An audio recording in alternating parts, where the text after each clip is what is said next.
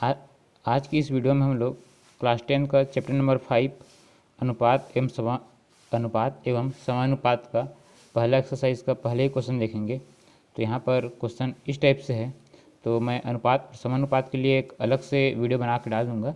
तो इस वीडियो में मैं अनुपात समानुपात को एकदम परफेक्ट उसके डेफिनेशन के बेस पे क्लियर नहीं कर रहा हूँ। यहाँ पर हम लोग इस वीडियो में डायरेक्ट क्वेश्चन को देख रहे हैं। तो यहाँ पर जो पहला क्वेश्चन है और पहले एक्सरसाइज का है, तो ये इस टाइप से है। एक क्रिकेट मैच में बल्लेबाज धीरेन्द्र 25 गेंद में 19 रन बनाकर आउट हो जाता है। महेंद्र 20 गेंद में 14 रन बनाकर पवेलियन लौटता है तथा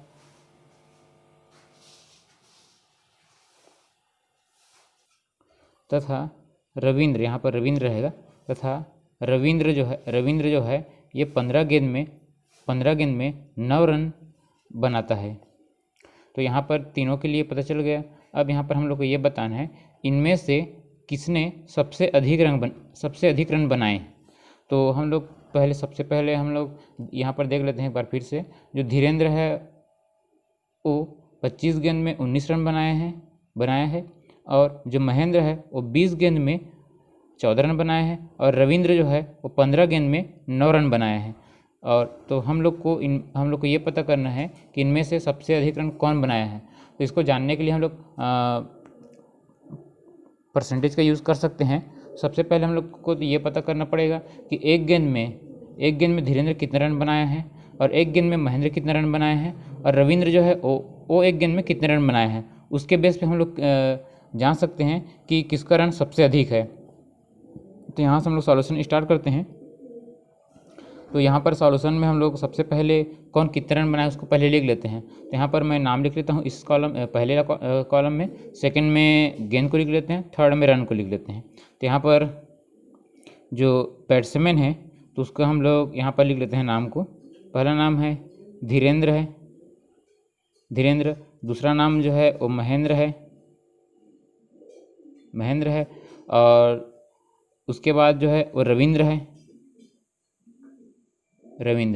तीन खिलाड़ी हैं और तीनों में से तीनों कोई रन बनाए हैं। तो यहाँ पर जो गेंद के लिए हम लोग यहाँ लिख लेते हैं गेंद और ये रन, ठीक। तो गेंद यहाँ पर ये 25 गेंद में 19 रन बनाए हैं और ये जो है ये 20 गेंद में 14 रन बनाए हैं और ये जो है ये 15 गेंद में 9 रन बनाए हैं। तो इसके लिए हम लोग इसको सबसे पहले हम लोग एक गेंद के लिए देख लेते हैं। तो धीरेन्द्र के लिए हम लोग डी यूज़ कर लेते हैं, महेंद्र के लिए एम यूज़ कर लेते हैं और रविंद्र के लिए आर यूज़ कर लेते हैं। तो यहाँ पर जो धीरेन्द्र है तो धीरेन्द्र जो है वो एक गेंद में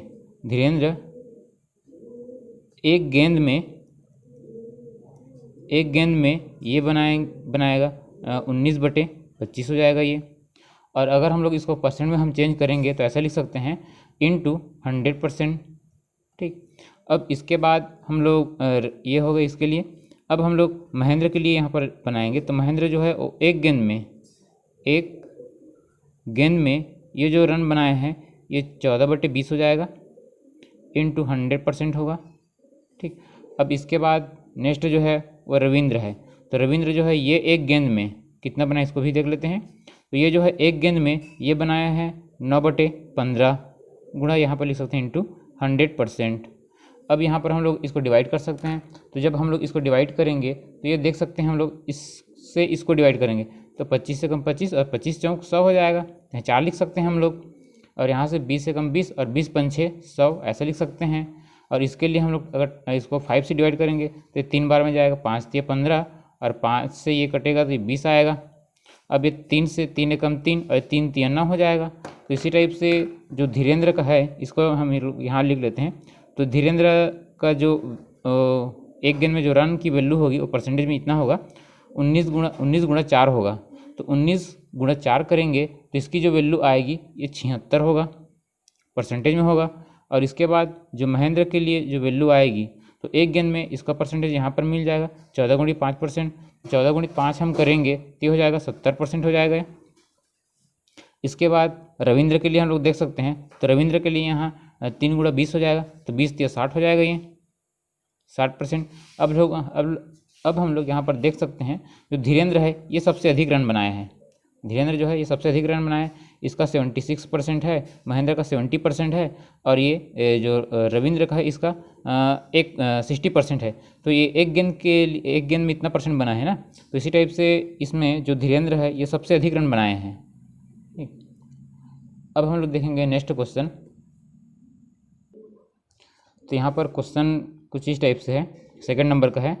100 मीटर की दौड़ में राम 12 किलोमीटर प्रति घंटा की गति से दौड़ते हुए श्याम को 5 मीटर पीछे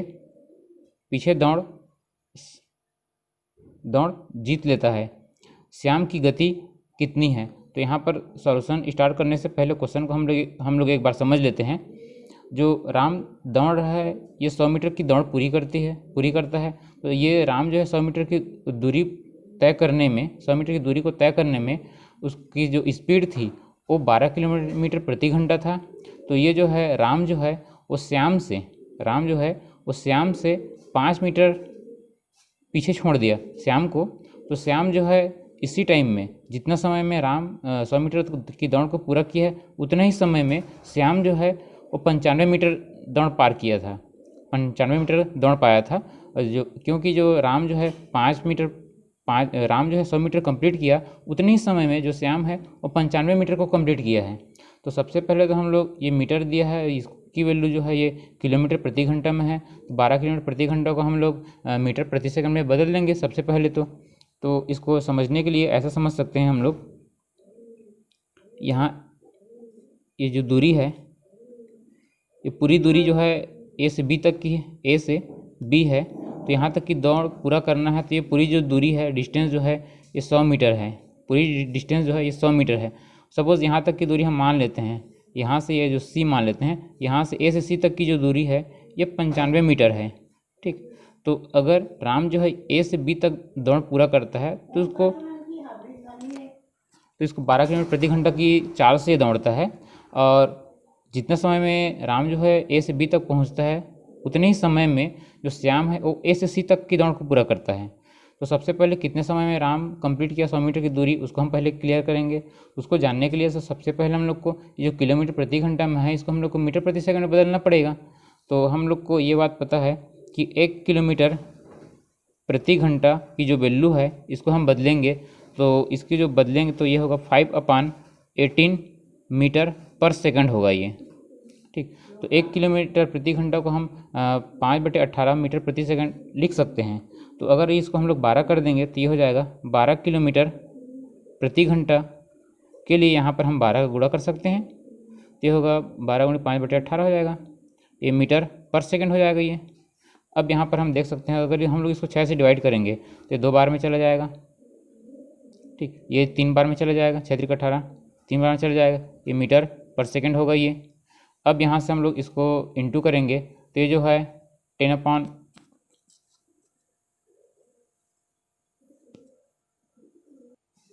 तो ये जो वैल्यू होगी ये वैल्यू हम लोग को मिल जाएगा 10/3 मीटर पर सेकंड। कहने का मतलब ये है, यहाँ पर साफ साफ क्लियर है, 10 मीटर की दूरी को वो 3 सेकंड में पार करता है। यहाँ पर राम के लिए हम लोग लिख लेते हैं, राम इसके अनुसार राम जो है ये स्पीड हो गया इसका, राम की जो गति है या राम की जो चाल है, चाल बराबर वैल्यू जो है, चाल बराबर वैल्यू जो दिया गया है यहाँ पर ये 10/3 ये मीटर पर सेकंड है। ठीक, तो यहाँ पर जो 10 है ये मीटर है और ये सेकंड है। तो हम लोग ये कह सकते हैं कि राम को 10 मीटर की दूरी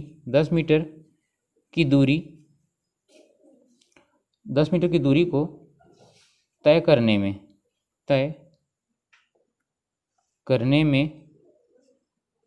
3 सेकंड लगता है, 3 सेकंड लग रहा है। तो 100 मीटर की दूरी को तय करने में 100 मीटर की दूरी को तय करने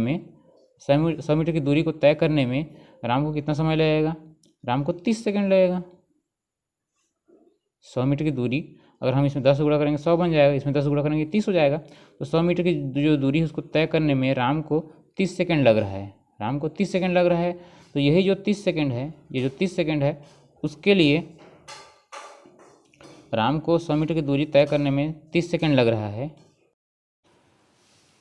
जब राम को 100 मीटर दूरी करने में 30 सेकंड लग रहा है और उतना ही समय श्याम को 95 मीटर की दूरी को तय करने में लग रहा है, तो श्याम के लिए यहाँ पर लिख सकते हैं श्याम को 95 मीटर की दूरी, 95 मीटर की जो दूरी है, तो 95 मीटर की दूरी तय करने में 30 सेकंड लग रहा है। 30 सेकंड लग रहा है, 95 मीटर की दूरी को तय करने में 30 सेकंड लग रहा है। तो सबसे पहले 30 सेकंड लग रहा है, तो यहाँ पर जो दूरी है, तो दूरी के लिए यहाँ पर लिख सकते हैं दूरी की जो वैल्यू है ये 95 मीटर है, और जो समय है ये है 30 सेकंड है। ठीक, समय 30 सेकंड। तो हम लोग को चाल याद करनी है और हम लोग को ये पता है चाल बराबर दूरी बटे समय, दूरी बटे समय। तो यहाँ पर हम लोग वैल्यू को रख देंगे। यहाँ पर जब वैल्यू को हम रखेंगे तो यहाँ पर लिख सकते हैं 95 बटे लिख सकते हैं 30 लिख सकते हैं। तो ये जो वैल्यू आएगी ये मीटर पर सेकंड में आएगी वैल्यू, और जो आंसर दिया है बुक में वो जो आंसर है किलोमीटर पर आवर है। तो किलोमीटर पर आवर बनाने के लिए हम लोग इसके साथ इंटू कर सकते हैं 18/5 का। तो ये जो वैल्यू है 1 किलोमीटर पर आवर में आ जाएगी। तो यहाँ से इसको हम लोग डिवाइड करेंगे। तो जब डिवाइड करेंगे तो 5 से डिवाइड कर सकते हैं, 6 बार में चली जाएगी ये वैल्यू, और ये वैल्यू 6 से अगर डिवाइड करेंगे तो वैल्यू 5 बार में चली जाएगी 30, और ये अगर 6 से डिवाइड करेंगे तो ये 3 बार में वैल्यू चली जाएगी, और 5 से इसको डिवाइड करेंगे 5 एकम 5 होगा, और ये 19 बार में चला जाएगा। अब इन दोनों गुणा करेंगे, अपान में ये 5 रहेगा, तो ये हो जाएगा 57/5 होगा। ये किलोमीटर पर आवर है। इसकी जो वैल्यू होगी ये 11.4 हो जाएगा, 1 किलोमीटर पर आवर हो जाएगा। तो इस टाइप से ये हम लोग का आंसर हो गया। तो श्याम जो है वो 95 मीटर की दूरी को तय करने में 11.4 किलोमीटर प्रति घंटा की चाल से दौड़ा है। तो ये हम लोग का आंसर हो जाएगा।